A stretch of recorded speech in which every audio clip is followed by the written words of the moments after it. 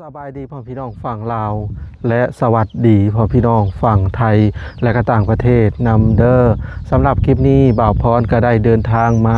หมู่บ้านกระทองเซเมืองชนบุรีแขวงสวรรณเขตนะพี่น้องก็คือได้เดินทางมาหายายไทยนั่นเองเนาะซึ่งคลิปก่อนบ่าวพรก็ได้มากับซ่องบ่าวน้อยนะพี่น้องแล้วก็มีอ้ายคนหนึงเพิ่นอยู่บ้านลำเบียดเพิ่นแนะนำมาเนาะซึ่งอ้ายคนที่อยู่บ้านลำเบียดนี่เพิ่นก็แนะนำมาตั้งแต่ยามให้ยามนาพุ่นแหละเนาะทางบ่าวพรก็บ่ค่อยมีโอกาสนะพี่น้องก็เลยบ่ได้เข้ามาเนาะซึ่งเพิ่นก็อยากให้อันมาซอยเรือยายว่าซั่นซะทีแรกบ่าวพรคิดว่าเพิ่นบ่ได้อยู่เฮือนอยู่ศาลนะพี่น้องเห็นเพิ่นสักบันไดขึ้นเทิงหันนะซึ่ง FC หลายๆท่านก็เห็นแล้วก็สงสารนะพี่น้องซึ่งบ่าวพรน่ะก็อยากซอยเพิ่นอยู่นะพี่น้องแต่ก็นี่แหละเว้าเรื่องเงินเรื่องคำเรื่องปัจจัยเนาะถ้าว่าผู้ใหญ่ใจบุญท่านใดอยากซอยเรือทางยายไทยนี่ก็ยินดีหลายๆเด้อพี่น้องเนาะทางซุมเฮาก็สิมาเป็นสะพานบุญให้เนาะใจก็อยากซอยพวกเป็นข้าวเป็นน้ำนั่นนี่อะไรนะพี่น้องพอให้เพิ่นประคับประคองไปเนาะอยู่ผู้เดียวนะพี่น้องลูกสาวก็ไปสู่ผัวแล้วก็บ่ได้มาอยู่นำเลยเนาะเอาโอเคนะพี่น้องเดี๋ยวเข้าไปสอบถามทางยายเพิ่มเติมอีกเนาะเอาเนาะขออนุญาตขึ้นเฮือนเพิ่นก่อนพี่น้องเอ้ยสิได้บ่เด้เนาะขึ้นขันหักกับเจ็บแล้วโอ้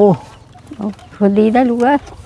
สบายดียายสบายดีลูกเอ้ยสบายดีสบายดีซึ่งพ่อพรก็ได้ขนมเล็กน้อยมาต้อนเพิ่นเนาะสาธุ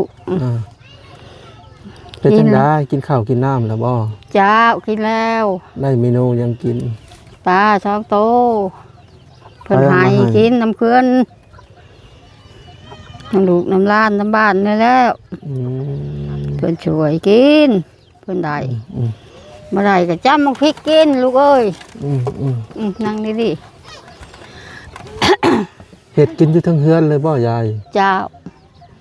ลงมาได้ตลาดย่านตกสรุปแล้วอยู่แต่ทั้งเฮือนนี้เจ้าแบบลงตารางย่างไปกลางเดินก็ยังได้อยู่บ่ได้พอไปอยู่อาบน้ำอาบในก็ไปอยู่ก็ไปเพราะชำนาญแล้วแดดนี่ก็ไปไม่ได้แล้ว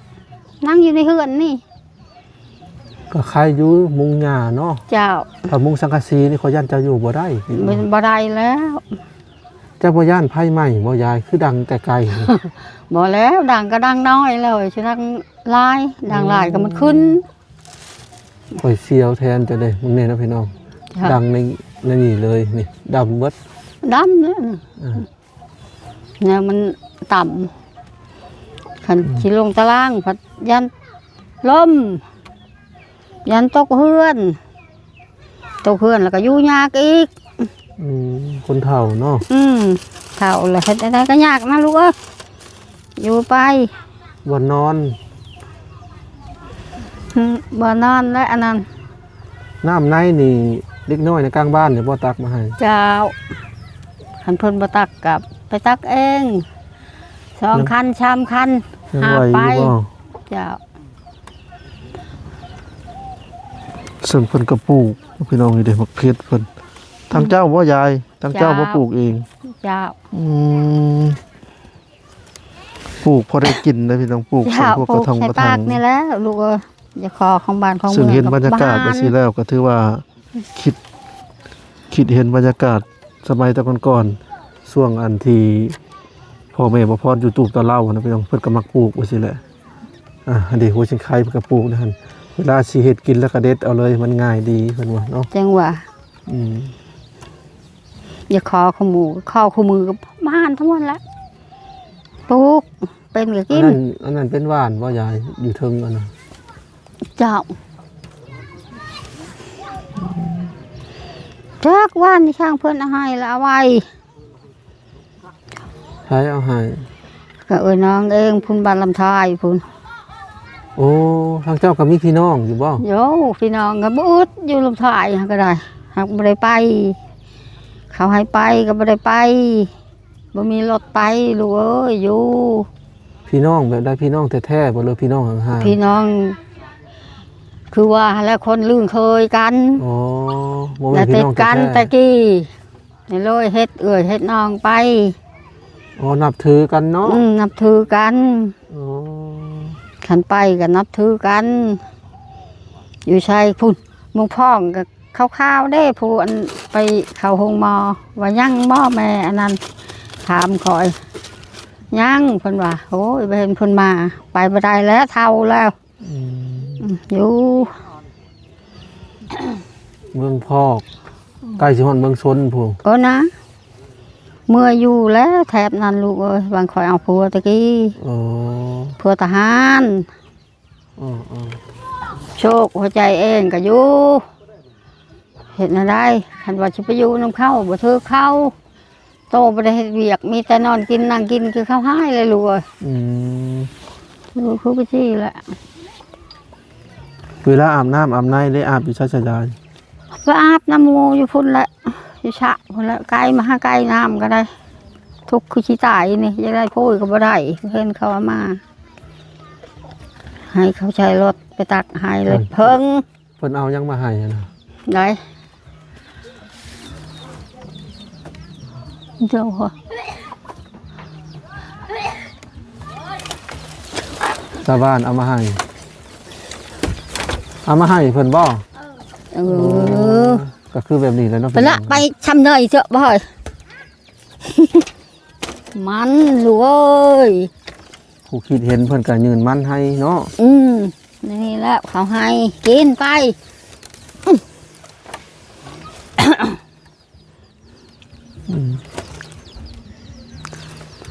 เบิ่งมันหักมาแล้วเราผักนี่เอามาอย่างนี้ตาม ยันแต่จะตกตาราง เอาโก้ยจะหน่อยก็ตกแล้วลูกเอ้ยมันบ่เห็นหุงตากะขันขำมาจะหน่อยมั่วเบิ่งน้ำมันนี่ก็ไม่อยากเห็นปานใดหันกังเว้นใครนะ แต่ว่าฮูนี่ยังได้ยินชัดเจนอยู่เนาะ หูหันไข่ตานี่มันไปก่อน อ๋อ หูนี่ยังได้ยินอยู่ไปใช้กันได้ยินหันเขาเอาคอยหันบ่ได้ยินปานใดมันบ่ชัดเจนปานใดได้ยินได้บ่ได้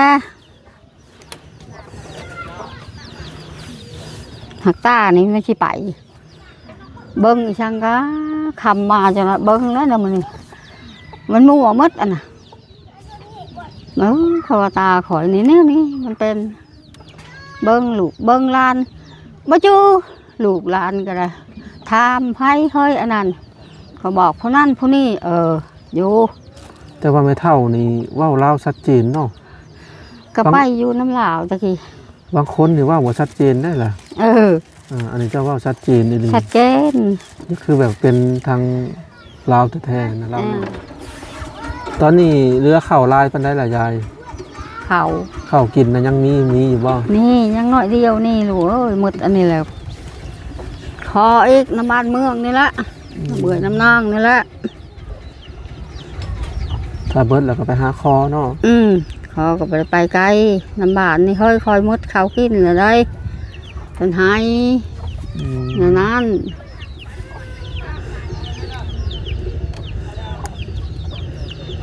ถ้าแม่นว่าได้ข้าว50 โลนี่คือสิ2-3 เดือนพุ่นละจังเบิดเนาะข้าวสารนะ โย่ก็กินบ่หลาย คนเฒ่ากินบ่หลายดอกเนาะ จะหาคอยในอันนี้ว่าเท่าแต่คอยเป็นชาวก็คอยกินบ่หลายคือหมู ตอนจะเป็นชาวเจ้าคือสิงามเนาะ จักงามบ่งามนะพะอยู่จัก คอยเบิ่งเจ้าเนาะ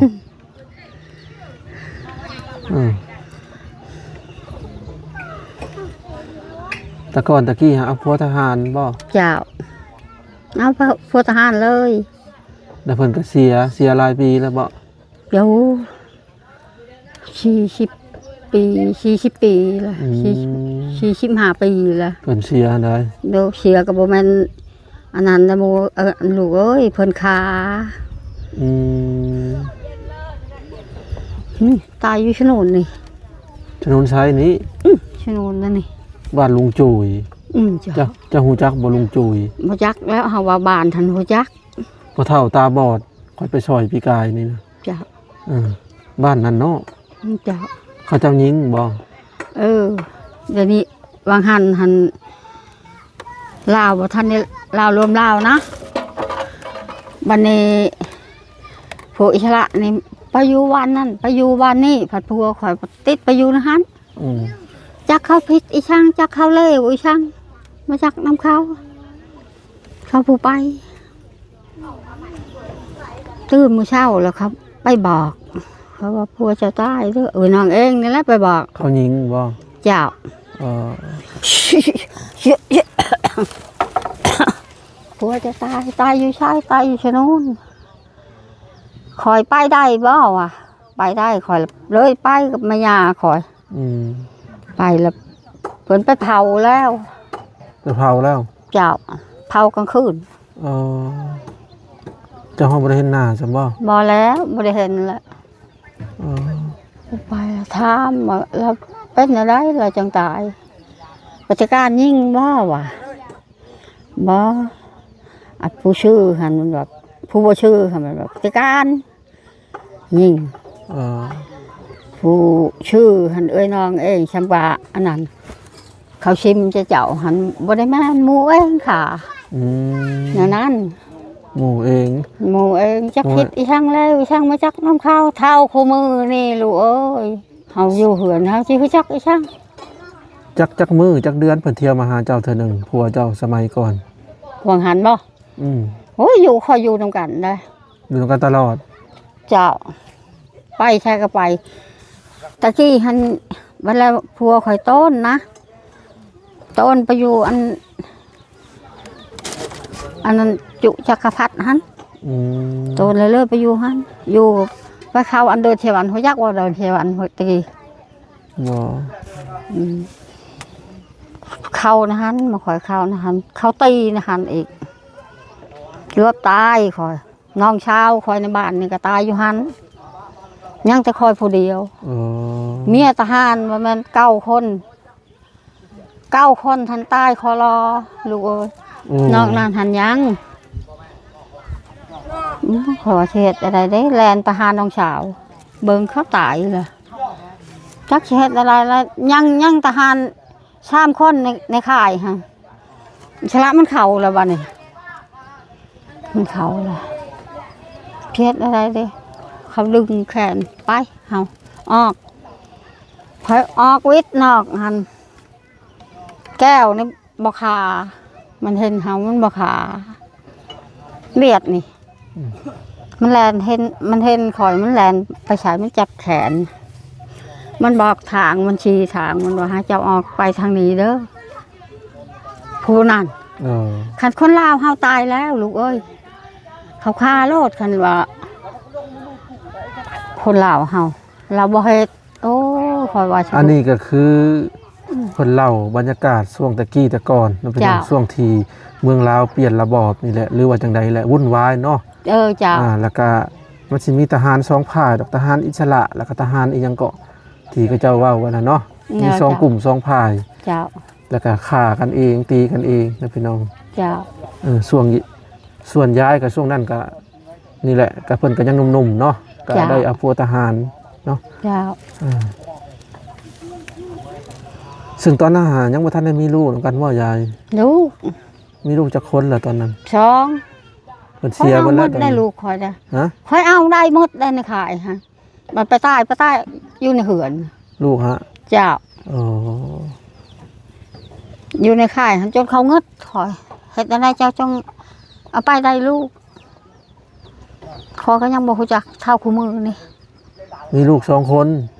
ลูก2 คนตอนนี้เพิ่นอยู่ใช้ลูกเจ้า2 คนช่วงนั้นก็เขาตายหมดแล้วแล้วเจ้าว่าลูกสาวที่ไปเอาผัวบ้านอื่นนี่ลูกกับผู้ใดซะก็ลูกอันนั้นแหละลูกผัวคอยอันนั้นแหละคอยเอาผู้เดียวคอยไปเอาหลายผัวสรุปแล้วผู้อยู่ในค่ายตะกี้เสียเนาะเจ้าผู้ลูกสาวและลูกหลานบ่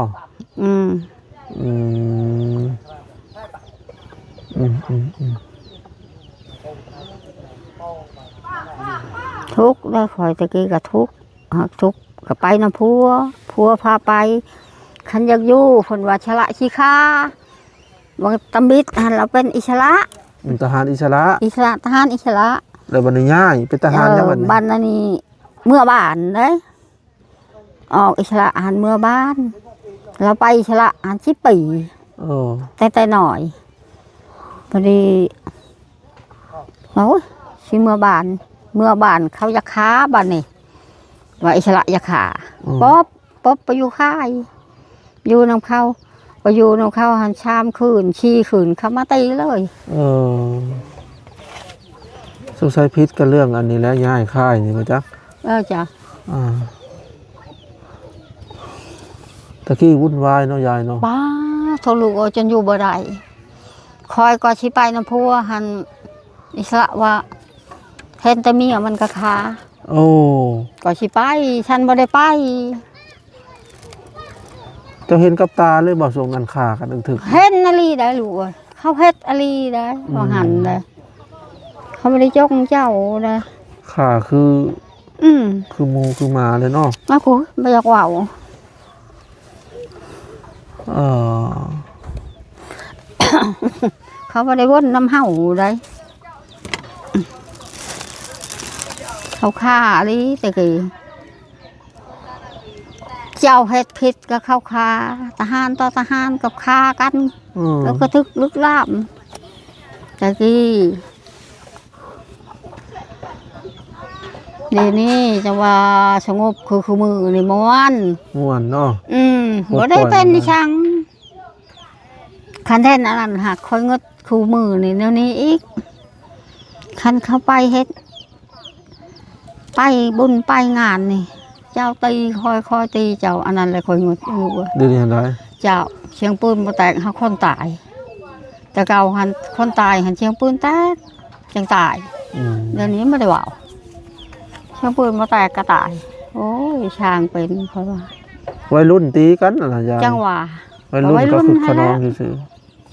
บ่แม่นเห่าเจ้าเบิ่งมายิงคู่มือนี่ ๆอันนั้นคอกไก่จะบ่ยายอันน่ะ เจ้าไก่ชอกโต คือน้อยข้างน เอา อก ก็น้อยละไก่ชอกโตอันนั้นก็เพิ่นทานลูกเอ้ยเลี้ยงไว้ คอกไก่จิ๋วเห็นแล้วก็น่าหักดีคอกไก่ ลูกห เขต ลาน ที่นี่เพิ่นว่าเห็ดคอกไก่น้อยๆนะพี่น้อง ประมาณซ้ำนี่แหละเลยเจ้าบ่เห็ดเองยาย เจ้า ไก่ก็ขึ้นไปนอนอยู่บ่ล่ะ นอนไว้แล้วไก่ชอกโต อืม ขอตำนองคนไห้เลี้ยงไว้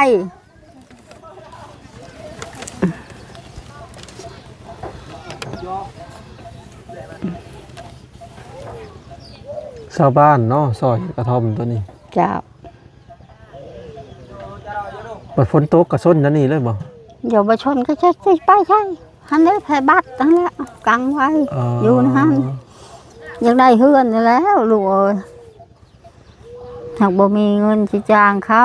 บ่อึดเขาสิเฮ็ดให้ เออ หากเจ้าบ่มีเงินบ่มีแนวขายบ่มีแนวนั้น บ่แล้วก็ได้กระท่อมใหญ่กว่านี้เนาะ เจ้า ใส่ไม้เส้นไม้ยางเสาเป็นสี่เหลี่ยม เจ้าเป็นแนวนั้นแหล้วอย่างไร เฮ็ดต่ำๆกว่านี้นะพี่น้องพอได้บันได3ขั้นพอได้เพิ่นลงสะดวก เจ้า ก็คักอยู่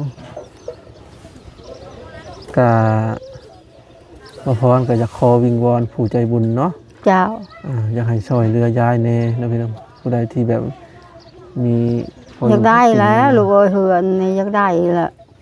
มันถูกข์หลายล่ะคืออยากได้ตายก็ตามแคลมอยู่บ้านชนกก่อนอันนี้มันถูกข์หลาย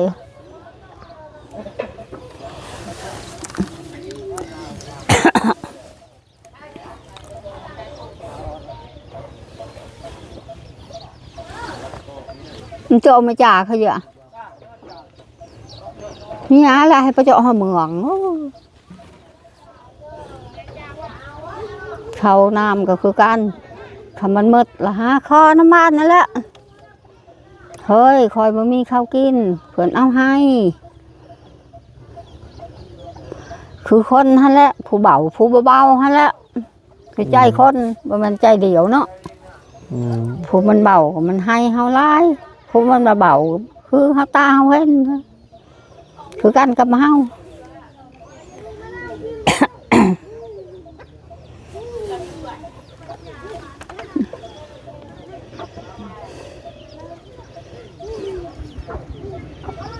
ถ้าเหือนนี่ก็หมดอันนี้ทานเองแค่นี้นะ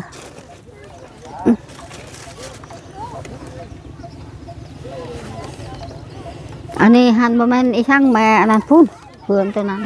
ปบหายกับอายหันมานอนพี่ อ๋อ ฉันคอยนอนเดียวได้หลัว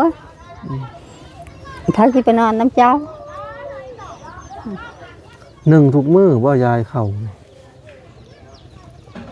นึ่งมื้อเช้าแล้วกินทั้งมื้อแลงทุกมื้อคันเวลามันย่างเขาวเย็นหลายก็บ่ได้นึ่ง บ่สบายบ่ยายคือเห็นหน้าตาเศร้า เจ้าบ่สบายช่องมือชามือชี้มือแล้วนะอยู่ไป ๆเป็นได้อาการ เจ็บหัวเจ็บฮ้อนต้นก็โตหมดยากินละ แต่ก่อนก็เคยเป็นบ่ เป็นอยู่หักชักยาละดีอันนี้ฮันแพทย์บ่มา เข็มเท่าไรสักยา เข็มหนึ่ง30ก็มี50ก็มี60ก็มี อืม เขาสัก สักเดี๋ยวดีขึ้นแล้วบ่ นี่ บัดนี้ก็ถ้ามีโอกาสหน้าโอกาสในก็สิได้แวะมาหาใหม่เด้อ เจ้าหรือว่า ไปก่อนเด้อยาย เจ้า สบายดี สบายดีลูกเอ้ยสบายดี